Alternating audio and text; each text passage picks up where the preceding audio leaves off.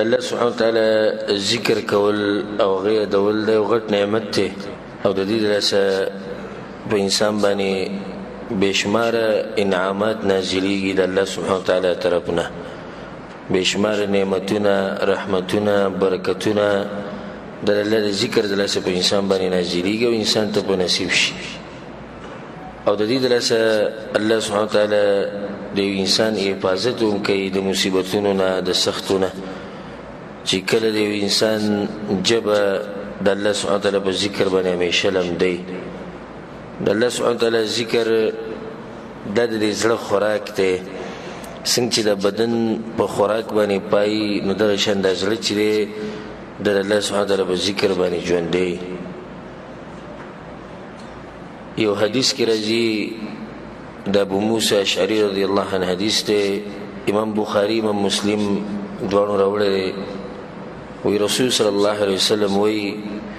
مثل الذي يذكر ربه والذي لا يذكر ربه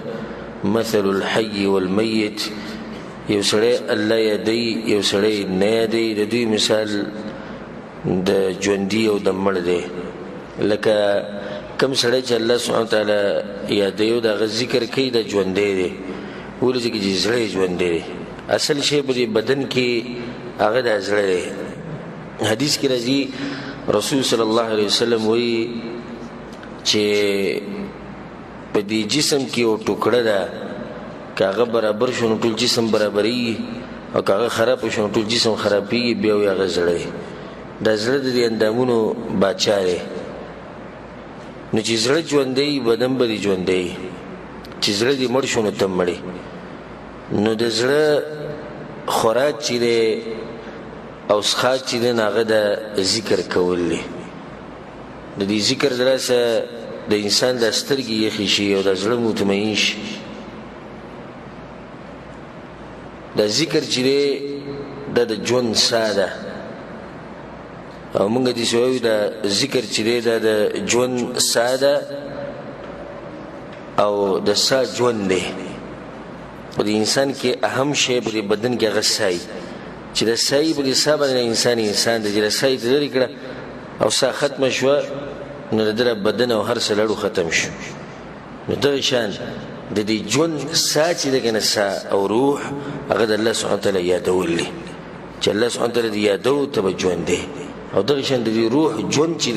هغه د الله سبحانه وتعالى یادول د دې سره د زړه مطمئن د الله سبحانه وتعالى یادول رسول صلی الله علیه وسلم باندې چې وکړه سخت را سبب بلال رضی الله عنه بانګو بلال ارحنا بها یا بلال بلال منګه دمکه به مانځ باندې څنګه د سترګې چې یخ شي رسول سترګې به یخې دي به مانځ باندې زړه مطمئن شو سخ حالات به بلال والله غیاتکو الله بقرآن کې سوی الذين آمنوا وتطمئن قلوبهم بذكر الله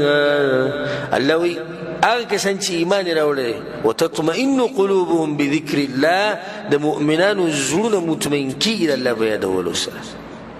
د مؤمنانو زړه په سندرو باندې ورغازو بالله یا په ټنګ ټکور باندې یا په نشو تماشو نه مطمئن کی د مؤمن زړه چې مطمئن کی د الله په یادولو سره مطمئن کی بیا الله سوی الا بذكر الله تطمئن القلوب یقینا خبردار الله وی د الله د یادولو سره زړه مطمئن کی کته څه د غواړي چې تاسو د زړه مطمئن شي نو دغه لپاره بس کوي د الله سبحانه وتعالى ذکر به ډیر کوي د ذکر غټ فضیلت او غټ فائدہ ده چې الله سبحانه وتعالى به ته یادای او چې کله الله سبحانه وتعالى یادولي او ست تذکرې کوله نو ته به چرته ځای نشي دی به زموږ ایمان او یقین دی چې الله سبحانه وتعالى د چا تذکرې کوي یادای نه سره چرته نه ځای کی الله سبحانه وتعالى په قران کې وایي فاذكروني اذكركم واشكروا لي ولا تكفرون الله سبحانه وتعالى ما يدوي زبتا سيادو فاذكروني اذكركم ما يدوي زبتا یادو ډېر خلک په مصیبتونو کې چې کله پساو شي ډېر منډو خو مصیبت نه ختمي یا مسلې نه ختمي لا جوړ ټول د مسلونو ډک دغه یو غټه وجه دی چې دې سړي چې ته په راحته کې الله سبحانه وتعالی نه یاد کړی الله یې نه یاد کړی چې الله نه یاد کړی الله یې نه یادوي ځکه یو حدیث کې درځي چې سړی کې بې دیني عامه شي د الله سبحانه وتعالی ذکر نه غافل شي نو بیا الله سبحانه وتعالی پروا نه کوي چې به کومه کنده کې مردارېږي هلته دې مردار شي او چې کله الله دې یو سړي پروا پرېښوده او هغې نه یادو نو تاسو بیا ماته ده ووایئ یا ماته یو طریقه وښایي چې دا سړی به څنګه کامیابېږي دی به د مصیبت او د سختو نه څنګه وځي که تاسو ته یو طریقه معلومه موږ ته وښایي والله العظیم چې الله یې نه غواړي او الله یې د مصیبت نه نه وباسي او الله پرې راحته نه راولېږي که دا ټوله دنیا یو شي او دې سړي له فایده نشي ورکولی د هغې دپاره لازم دی چې ته د الله سره رابطه کوې ته الله یادوه الله به ته یادوي بیا خاص کر په راحته کې الله ډېر یادوي په سخته کې به ته یادوي حدیث کې راځي تعرف الى الله في الرخاء الله سبحانه وتعالی په راحته کې پیژنه یادوي ته او په سخته کې یادوي زم چې دغه کافي ده چې یو سړی الله سبحانه وتعالی تذکره وکړي بس دا کافي ده کنه حدیث کې راځي ډېر عجیبه حدیث دی د ابو هريره رضی الله عنه اوږد حدیث دی او ټول به ووایو چې فایده مونږ ته میلاو شي ابو هريره حدیث دی او په صحیح مسلم او امام ابن ماجه امام احمد بن حنبل رحمهم الله دي ټول راوړی وی رسول صلی الله علیه وسلم وی من نفس عن مؤمن كربة من كرب الدنيا نفس الله عنه كربة من كرب يوم القيامه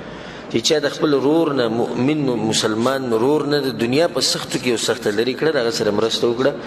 د قیامت په ورځ به الله سبحانه وتعالی د آخرت په سختو کې یو سخته نه لرې کوي ومن يسر على معسر يسر الله عليه في الدنيا والآخرة یو سړي باندې سخته د مصیبت پې دی یا په یو سړي باندې ستا قرض دی هغه تعالی نشي درکولی تا د ده لپاره اسانتیا پیدا کړه اسانتیا یې داسې پیدا کړه چې قرض ورته معاف کړو دا یو طریقه ده دویمه طریقه ده ټیم دی ورله ورکړو دریمه طریقه ده لږ دی ورته معاف کړو صحیح څه دی ورته معاف کړه الغرض یو سړي باندې سخته تا د سخته کې ورسره منډه ووهله او اسانتیا ورته ستا د لاسه الله پیدا کړه نه په بدله کې به څه کېږي یسر الله علیه فی الدنیا والآخره دنیا او آخرت مسلې به ورته الله اساني کړي د دنیا او د آخرت